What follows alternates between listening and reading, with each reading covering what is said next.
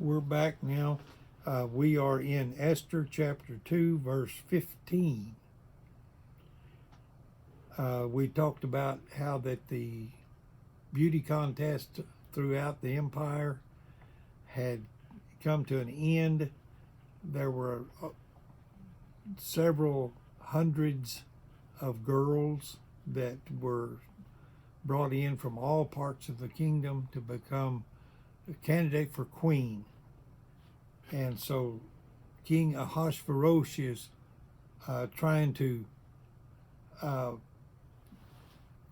pick the new queen. Okay, and so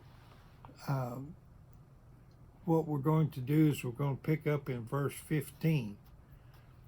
When the turn for Esther, the girl Mordecai had adopted, the daughter of his uncle Abihail, remember what her name was? Hadassah. When the turn came for Esther, the girl who Mordecai had adopted, to go to the king, she asked for another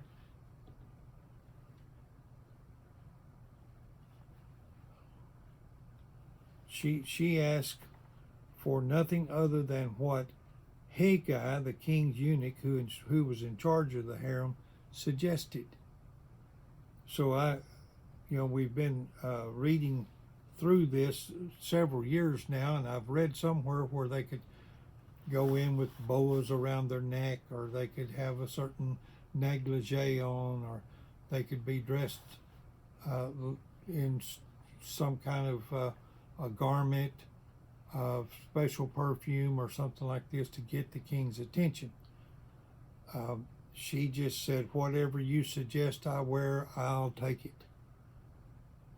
Okay. And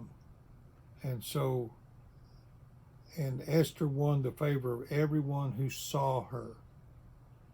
So here she comes in, and she's going into the presence of the king, and so she goes down this imagined hallway into this large room where the king and a whole bunch of guys are sitting around, and the king looks at her, and man, she's beautiful. And all these guys, wow, she's gorgeous. Okay. And she was taken to King Ahasuerus in the royal residence in the 10th month, the month of Tebet, in the 7th year of his reign. Okay, now let me show you how long this has been going on now. Go back to Esther chapter 1, and we will look at verse 3. In the 3rd year of his reign, he gave a banquet for all his nobles. So that's year 3, and this is the 7th year. So now we've passed 4 full years. 4 years. Time has passed. And so now we're looking for this new queen. Verse 17. Now the king was attracted to Esther more than to any of the other women, and she won his favor and approval more than any of the virgins. So he set a royal crown on her head and made her queen instead of Vashti.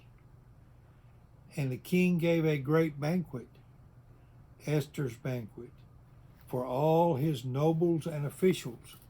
He proclaimed a holiday throughout the provinces and distributed gifts with royal liberality.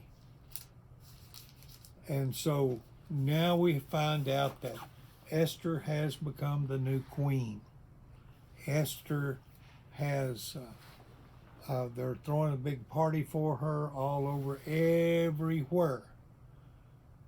And remember a couple of things here. She's not told anybody that she's a Jewish person. Mordecai's not told anybody that she's Jewish. Nobody knows that Mordecai or her are Jewish. except maybe somebody does know. And so now we'll start with chapter 2, verse 19. We're not to the point where somebody finds out that he is a Jew. That comes in the next chapter, but now we're going to find out something good that Mordecai did. When the virgins were assembled a second time, Mordecai was sitting at the king's gate. But Esther had kept secret her family background and nationality, just as Mordecai had told her to do.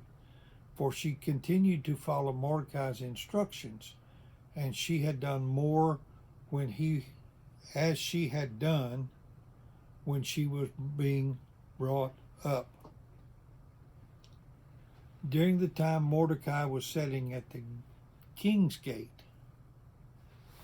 Bigthana and Teresh, two of the king's officers who guarded the doorway, became angry and conspired to assassinate King Ahasuerus. Now let's look back. I remember that name. Do you remember that name? Go back over here to chapter 1, verse 10. The 7 eunuchs who served him, I see the word there in verse 10, Bigtha. And is it the Bigthana? Oh, they're not the same. Okay.